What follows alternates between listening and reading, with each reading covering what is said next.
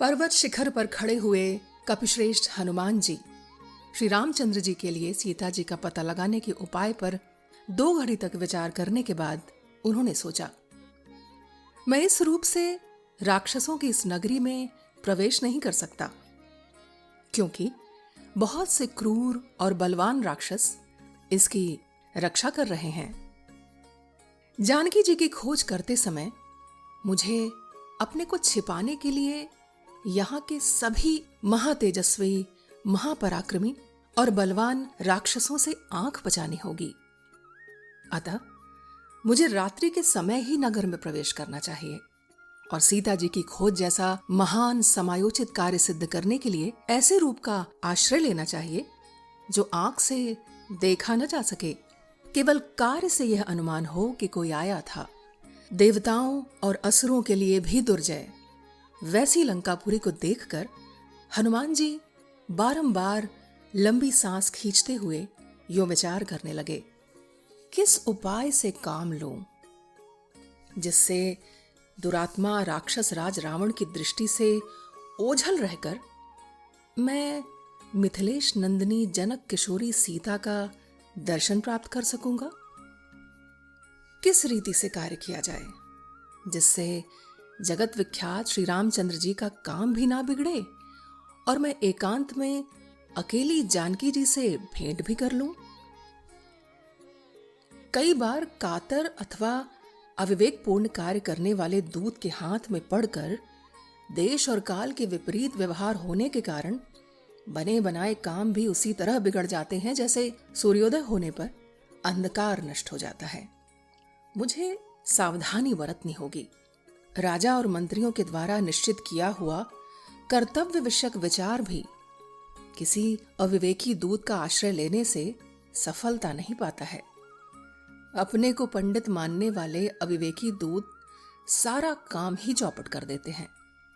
अच्छा, तो किस उपाय का अवलंबन करने से स्वामी का कार्य नहीं बिगड़ेगा, मुझे घबराहट या अविवेक नहीं होगा और मेरा यह समुद्र का लांघना भी व्यर्थ नहीं होने पाएगा।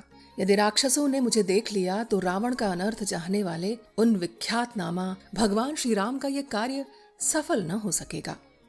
यहां दूसरे किसी रूप की बात ही क्या है। राक्षस का रूप धारण करके भी राक्षसों से अज्ञात रहकर कहीं ठहरना असंभव है। मेरा तो मानना है कि राक्षसों से छिपे रहकर वायुदेव भी इस पुरी में विचरण नहीं कर सकते। यह कोई भी ऐसा स्थान नहीं है जो इन भयंकर कर्म करने वाले राक्षसों को ज्ञात न हो।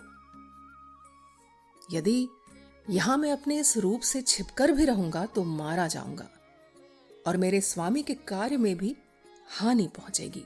अतः मैं श्री रघुनाथ जी का कार्य सिद्ध करने के लिए रात में अपने इसी रूप से छोटा सा शरीर धारण करके लंका में प्रवेश करूंगा।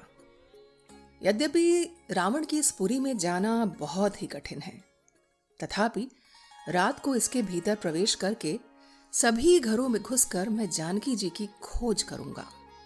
ऐसा निश्चय करके वीर हनुमान विदेह नंदिनी के दर्शन के लिए उत्सुक हो उस समय सूर्यास्त की प्रतीक्षा करने लगे। सूर्यास्त हो जाने पर रात के समय उन पवन कुमार ने अपने शरीर को छोटा बना लिया। वे बिल्ली के बराबर होकर अत्यंत अद्भुत दिखाई देने लगे। प्रदोष काल में पराक्रमी हनुमान तुरंत ही उछलकर उस रमणीयपुरी में घुस गए। वह नगरी पृथक पृथक बने हुए चौड़े और विशाल राजमार्गों से सुशोभित थी। उसमें प्रासादों की लंबी पंक्तियां दूर तक फैली हुई थीं। सुनहरे रंग के खंभों और सोने की जालियों से विभूषित वह नगरी गंधर्व नगर के समान रमणीय प्रतीत होती थी। हनुमान जी ने उस विशाल पुरी को 7 महले, 8 महले मकानों और सुवर्ण जटित स्फटिक मणि की फर्शों से सुशोभित देखा। उनमें नीलम भी जड़े गए थे जिनसे उनकी विचित्र शोभा होती थी। मोतियों की जालियां भी उन महलों की शोभा बढ़ाती थीं। उन सब के कारण राक्षसों के वे भवन बड़ी सुंदर शोभा से संपन्न हो रहे थे। सोने के बने हुए विचित्र फाटक सब ओर से सजी हुई राक्षसों की उस लंका को और भी उद्दीप्त कर रहे थे। ऐसी अचिंत और अद्भुत आकार वाली लंका को देखकर महाकवि हनुमान विषाद में पड़ गए।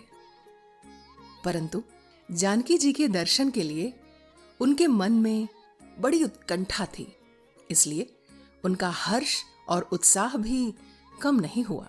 परस्पर सटे हुए श्वेत वर्ण के सतमंजले महलों की पंक्तियां लंकापुरी की शोभा बढ़ा रही थी। बहुमूल्य जाम्बूनद नामक सुवर्ण की जालियों और वंदनवारों से वहां के घरों को सजाया गया था। भयंकर बलशाली निशाचर उस पुरी की अच्छी तरह रक्षा करते थे। रावण के बाहुबल से भी वह सुरक्षित थी। उसके यश की ख्याति दूर दूर तक फैली हुई थी। ऐसी लंकापुरी में हनुमान जी ने प्रवेश किया।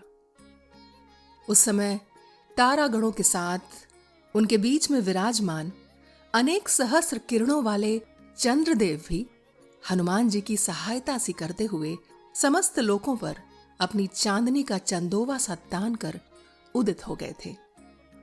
वानरों के प्रमुख वीर श्री हनुमान जी ने शंख की सी कांति और दूध और मृणाल के से वर्ण वाले चंद्रमा को आकाश में इस प्रकार उदित एवं प्रकाशित होते देखा मानो किसी सरोवर में कोई हंस तैर रहा हो।